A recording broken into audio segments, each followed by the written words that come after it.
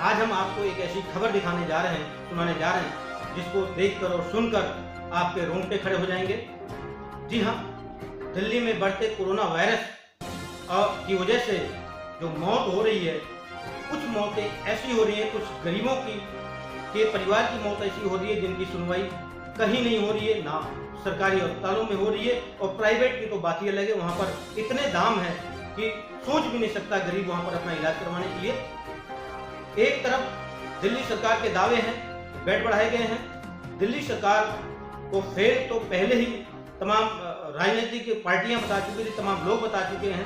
उसके साथ साथ पिछले 3-4 दिनों पहले देश के गृह मंत्री अमित शाह ने यहाँ का कमान संभाला है। ऐसा समझा जा रहा था कि उनकी कमान संभालते ही शायद यहाँ की व्यवस्था सुधर जाए, लेकिन ऐसा नहीं हुआ। आज भी सरकारी अस्पतालों की मनमानी अपने चरम पर है।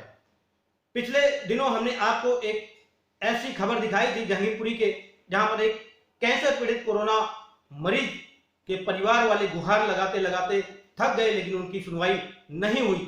पीछे आपने देखा होगा कि अस्पतालों की अव्यवस्था सुर्खियों में रही है, तमाम लोगों की कोरोना से मौत हो गई। इस कदर बॉडी वहां पे पड़ी मिली, कोई बेड के नीचे तो कोई अस्पताल के टॉयलेट में पड़ा मिला। अव्यवस्था का शिकार अस्पतालों की जो दास्तान है वो आज हम आपको दिखाने जा रहे हैं।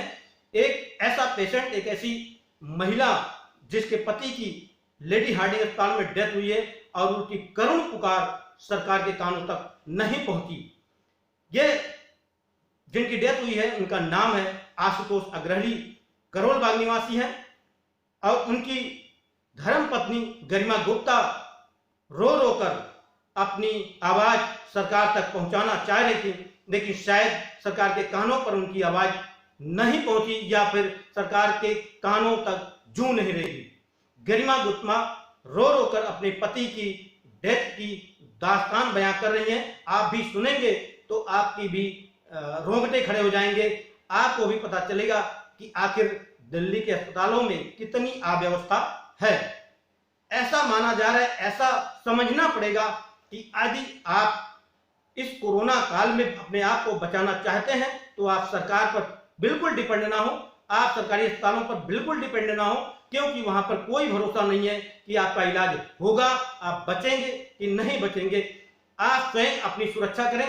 आइए हम आपको गरिमा गुप्ता की करुण पुकार सुनाते हैं। आप सुनिए कि किस प्रकार के ये महिला, जिसकी उम्र मुश्किल से अभी 24 साल रही होगी, पिछले 6-7 महीने पहले ही इसकी शादी हुई थी, और ये महिला का मायका बुराड़ी के संत नगर में है।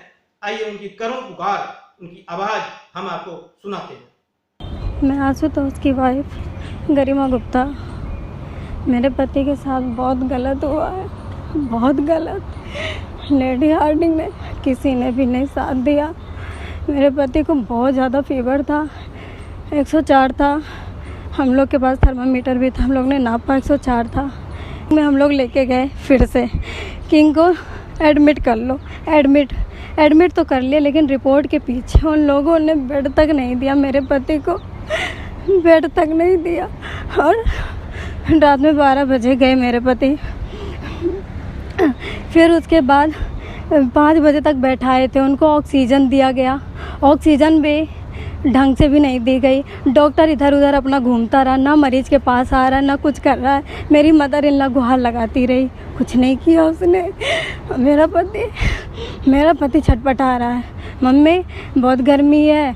कुछ भी नहीं था वहाँ पे, कोई क्वारंटीन। उन्होंने कहा क्वारंटीन का मैं बेड दूंगा, एक इमरजेंसी रूम दूंगा, कुछ भी नहीं दिया, कुछ भी नहीं दिया। हम लोग को ऐसे टरकाए रखा, हम लोग को कुछ भी नहीं किया। हम लोग ऐसे बाहर गुहार लगाते रहे, मेरे मरीज़ को एडमिट कर लो। एडमिट भी किया तो ना बेड पे ना बेडशीट थी, एक दूसरे की मास्क बदली जा रही है वहाँ पे, कोई वो नहीं है। ये केजरीवाल की सरकार है, सरकार कुछ नहीं करेगी केजरीवाल। अब बस हम लोग अनाथ हो चुके हैं। मेरा पति था, मेरी 4 महीना शादी हुई थी, बताइए हम कहाँ जाए। मेरा कुछ नहीं है अब। मेरे भी बहुत सपने थे। जो सुन रहे थे गरिमा गुप्ता जी हैं, जिनका मायका बुराड़ी के संत नगर में है, और उनका ससुराल जिनके यहाँ पर शादी हुई थी करोल बाग में, सिद्धिपुरा करोल बाग में। आपने सुना किस प्रकार से इनका संसार उजड़ गया। बहुत दुख होता है जब सरकारें चुनाव के समय दम भरती हैं। हम केजरीवाल जी पे से भी कहना चाहेंगे कि चुनाव से पहले अपने आप को दिल्ली का बेटा बता रहे थे। आज उसी बेटे की जरूरत थी इस संकट काल में दिल्ली वालों को। तो ना तो वो बेटा बनकर साबित हो पाए और ना ही वो किसी के भाई या किसी के पिता के रूप में किसी की सहयोग करते हुए नजर आ रहे हैं। जिस प्रकार से आरोप लग रहे हैं, जिस प्रकार से तमाम लोगों ने आरोप लगाया है, वो कहीं ना कहीं निराधार साबित नहीं होगी। लोगों के आरोप कहीं ना कहीं सही साबित हो रहे हैं। ये आरोप हमारे नहीं है, ये आरोप लोगों के हैं। आज जो जरूरत थी, आज हम गृह मंत्री की बात करें, अमित शाह की बात करें, जिस प्रकार से कमान संभाला दिल्ली में उन्होंने, उनको एक लौह पुरुष कहा जाता है। ऐसा माना जाता है 3 तलाक खत्म करने में, धारा 370 खत्म करने में उनकी अहम भूमिका रही। लेकिन उनके कमान संभालने के बाद भी दिल्ली में अस्पतालों की व्यवस्था जस की तस है। आज भी किसी अस्पताल में कोई परिवर्तन नहीं आया, जबकि वो अस्पतालों में दौरा कर चुके हैं और टीम गठित भी कर चुके हैं। आप स्वयं इस महिला की करुण पुकार से समझ सकते हैं कि कोई सुनने वाला नहीं है।